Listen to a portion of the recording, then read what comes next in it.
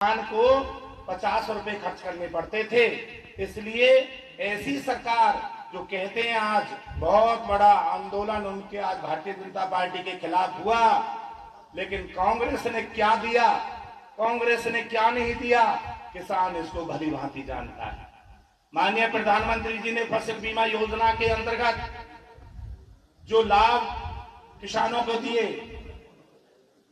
जो किसानों को लाभ दिए, आज हर किसान उनकी प्रशंसा करता है।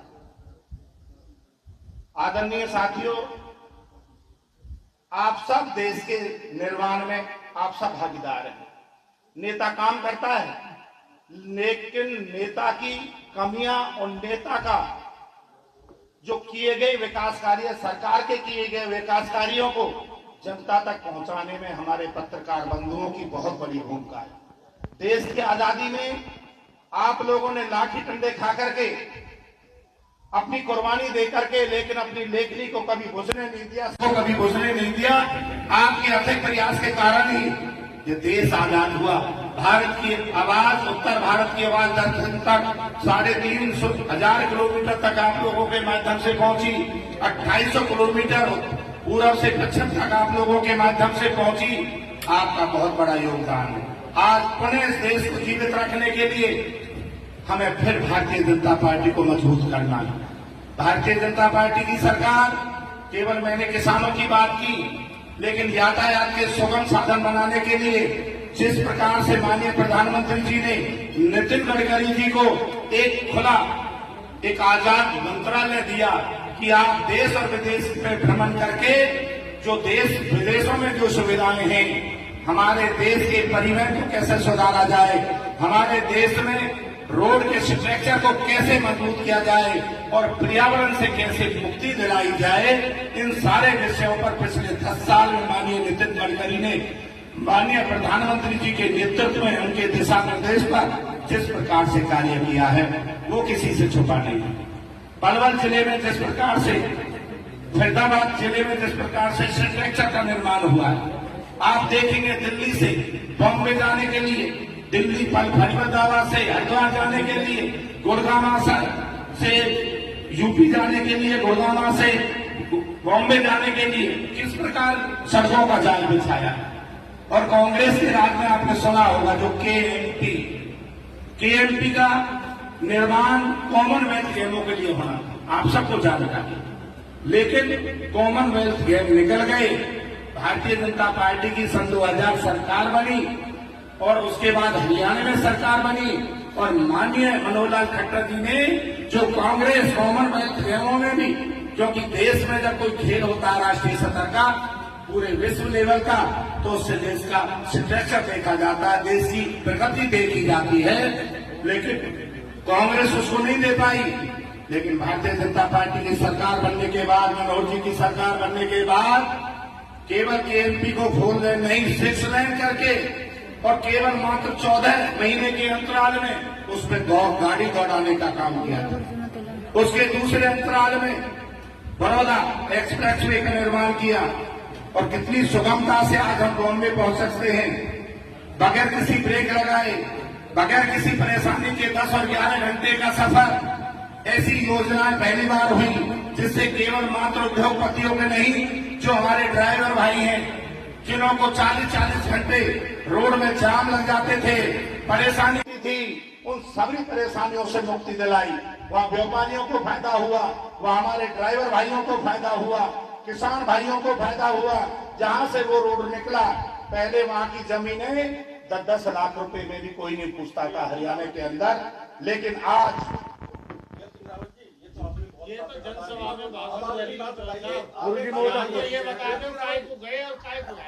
देखो, आपने मुझे भाई साहब आपने मुझे खुली आजादी दे रहा जी, मैं तो 3 दिन तक प्रस्ताव लेकर चलते रहूंगा जी।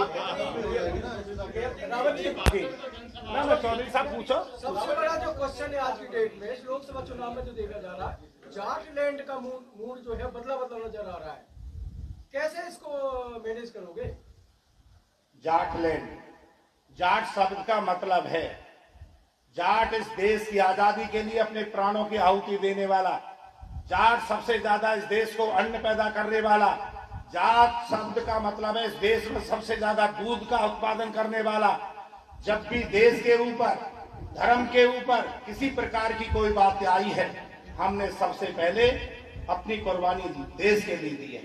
आज भारतीय जनता पार्टी जो दिशा में काम कर रही है, राष्ट्र में जो आगे बढ़ाने के लिए प्रयास किए हैं, विश्व लेवल पर जो काम किए हैं, जाट पूरी तरह से मन बना करके बैठा है। आने वाले समय में आप देखेंगे किसी भी प्रकार से ना जाति के बहकावे में, ना किसी और बहकावे में आकर के केवल एक ही निशाना होगा, मोदी जी को अपना प्रधानमंत्री बनाएंगे। और जाटों के आपने देखा होगा किसान आंदोलन चला, लेकिन जाट राष्ट्रभक्त है, जाट अपनी कुर्बानी दे सकता है, अपने सब कुछ न्यौछावर कर सकता है, लेकिन राष्ट्र से कभी गद्दारी नहीं कर सकता। आज बिना दूल्हे की बारात है, दूसरी तरफ जो इंडिया गठबंधन बना है, बिना दूल्हा का ऐसी बारात आप लोग को देखने को लिए मिल रही है। लेकिन यहाँ दूल्हा मजबूत है, दूल्हा चरित्रवान है, दूल्हा यहाँ पर ईमानदार है, दूल्हा त्यागी है, दूल्हा तपस्वी है। दूल्हा में विपक्षी जो हमारे केवल देश के नहीं, जो हमारे दुश्मन थे विदेशी, उनसे आंख में आंख डाल करके बात करने की ताकत है, पूरे विश्व को हिलाने की ताकत है। बड़ी बड़ी शक्तियों के आज भारत के आगे घुटने टेकने पर मजबूर कर दिया। जाट इस बात को समझता है। आने वाले समय में वोटों के माध्यम से 25 मई को जो फैसला होना है, आप देख लेना, हरियाणा का जाट, फरीदाबाद का जाट और का जाट किस प्रकार से मतदान करेगा। और एक ही निशाना होगा कमल का निशान, मोदी जी का निशान। कृष्णपाल पूजन जी को भारी से भारी वोटों से जिता सके, जाट में देगी, मैं विश्वास करता हूँ। आपने पंचायत में आप डालने का क्या कारण है? जब आप इतने आप कह रहे हो भाजपा ने आपके हर काम आपके पूरे किए, एक आवाज भी आपकी पूरी की, फिर आप महापंचायत में क्यों गए? वो जबकि कांग्रेस की महापंचायत क्या पूछो, पंचायत वही जो पंचायत का आदेश है भाई साहब। पंचायत जो राजा हर्षवर्धन के समय से चालू हुई, और राजा हर्षवर्धन इस देश के पहले जाट राजा थे। पंचायती राज व्यवस्था उन्होंने चालू की। आज हमारा एक भ्रम होता है, जहां पंचायत हो वहां हम जाएंगे। 36 बरादरी की पंचायत थी, पार्टीबाजी से ऊपर उठ करके हमारे इलाके के सरदारों ने, माननीय हमारे जेलदार सुमेर सिंह जी, उनके नेतृत्व में करण सिंह हमारे जो रावत हैं, जो नंबरदार कहीं से, वो उसके अध्यक्ष थे। मेरे पास उनका फोन गया कि आपको पाल की तरफ से पंचायत में शामिल होना है। मैं पंचायत में गया। हम रावत सदैव पंचायत की हिमायत करते आए हैं। पंचायत ने फैसला लिया, आखिरी में एक फैसला लिया कि अगर करण सिंह दलाल को टिकट मिलती है तो करण सिंह दलाल इलेक्शन लड़े, अगर नहीं मिलती है तो आजाद करण सिंह दलाल नहीं लड़ेगा। फिर क्षेत्र की जनता स्वयं निर्णय करेगी कि वो किसके साथ रहना चाहती है। वो ही हुआ। करण सिंह दलाल को टिकट नहीं मिला, प्रयास किए उसने फिर अपनी प्रेस विज्ञप्ति जारी की कि मैं कांग्रेस के साथ हूं। हमने फिर दोबारा, मैंने भी, मेरे बारे में महेंद्र प्रताप जी ने, वो पंचायत जाट समुदाय की तरफ से थी या कांग्रेस की तरफ से? वो पंचायत 36 बरादरी की तरफ से थी। उसमें जाट बरादरी का कोई मतलब नहीं है। हमारे यहाँ जो बामन पाने आती हैं वो केवल जाटों की नहीं है, उसमें सब बरादरी के लोग आते हैं। वो कांग्रेस की नहीं थी।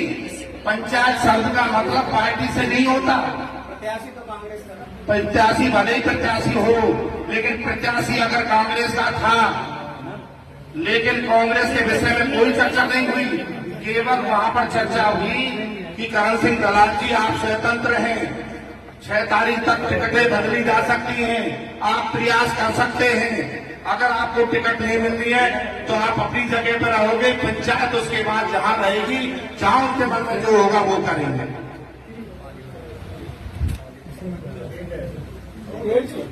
और पूछो भाई साहब, ये तो ना आपकी बात करनी हुई ना मेरी हुई। इनेलो और जेजेपी की भी जाट कैंडिडेट है, तो जाट क्या इनेलो और जेजेपी को पहले भट्ट प्रेस नहीं देगा?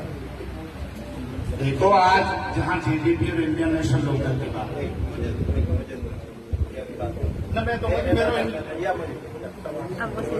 जाट कोई पढ़ी लिखी कौन नहीं है, समझदार कौन है जाट।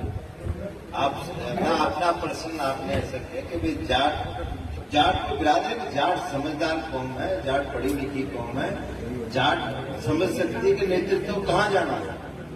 आप फिल्म पार्टी के विषयों में भटका रहे हो, ऐसा मत भटकाओ विजेंद्र जी। नहीं मैं भाई साहब ये आप मैं कुछ देखो मेरे भाई, जहां तक इंडियन नेशनल लोकदल के प्रत्याशी सुनील केवटियाल नाते में मेरे साले के भी साले लगते हैं।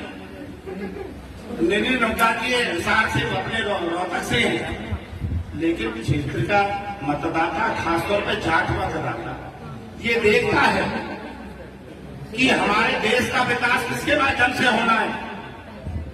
आज इंडियन नेशनल लोकदल का प्रत्याशी उस फाइट में नहीं है कि जाट उसकी तरफ कहीं किसी प्रकार का ध्यान केंद्रित करेगा।